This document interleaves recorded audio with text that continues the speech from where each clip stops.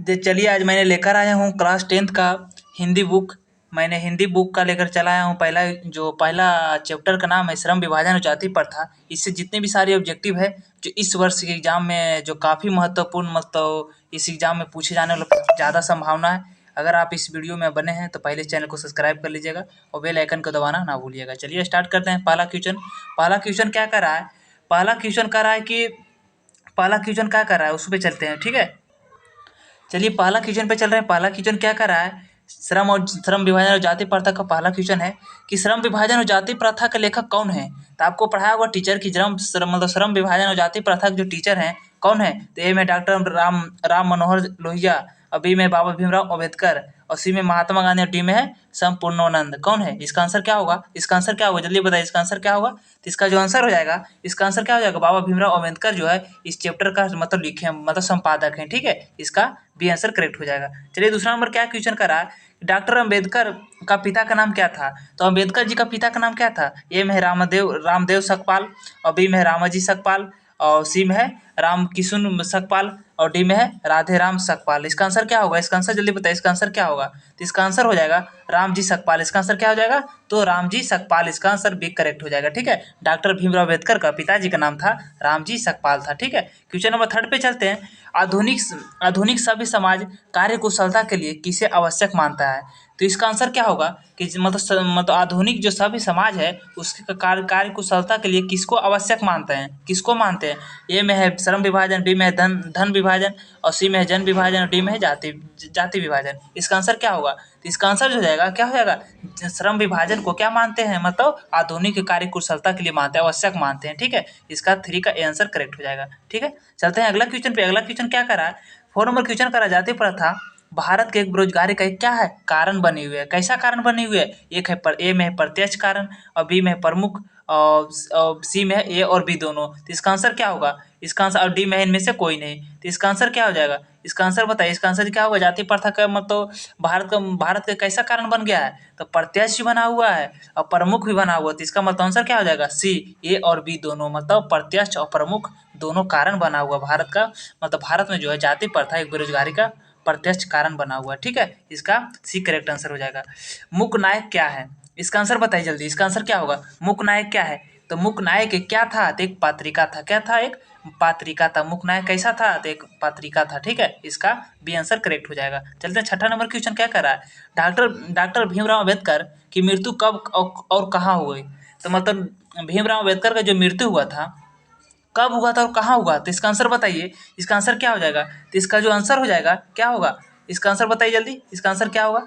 तो भीमराव अम्बेडकर का जो मृत्यु हुआ था कब हुआ था और कहाँ हुआ था? तो इसका मृत्यु हुआ था 1956 ईस्वी में। कहाँ हुआ था? तो दिल्ली में हुआ था, ठीक है। इसका जो आंसर होगा ये नंबर करेक्ट हो जाएगा। भीमराव अम्बेडकर का जन्म मतलब मृत्यु कहाँ हुआ था? तो दिल्ली में 1956 ईस्वी को हुआ था, ठीक है। क्वेश्चन नंबर 7 पे चलते हैं। भीमराव अम्बेडकर का जन्म कब हुआ था? जो भीमराव अम्बेडकर हैं उनका जन्म कब हुआ था? इसका आंसर बताइए जल्दी जल्दी बताइए इसका आंसर क्या होगा? क्या इसका आंसर होगा? कौन होगा? तो इसका आंसर हो जाएगा कौन हो जाएगा? इसका आंसर हो जाएगा कौन?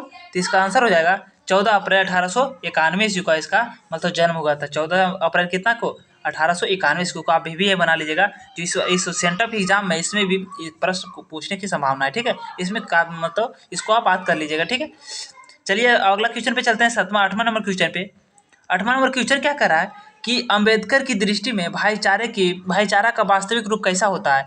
तो अम्बेडकर के जो दृष्टि से है भाईचारों का वास्तविक रूप कैसा होता है? तो वास्तविक रूप कैसा होता है? दूध और पानी के मिश्रण की तरह होता है। कैसा होता है? तो दूध और पानी के मिश्रण की तरह होता है। तो इसका बी आंसर जो करेक्ट हो जाएगा, ठीक है। दूध और पानी के मिश्रण की तरह भाईचारे की मतलब वास्तविक रूप होना चाहिए, ठीक है। क्वेश्चन नंबर 8 का बी आंसर करेक्ट हो जाएगा। क्वेश्चन नंबर 9 क्या कर रहा है? 9 क्या कर रहा है? भारतीय संविधान के निर्माण के महत्वपूर्ण भूमिका किसकी थी?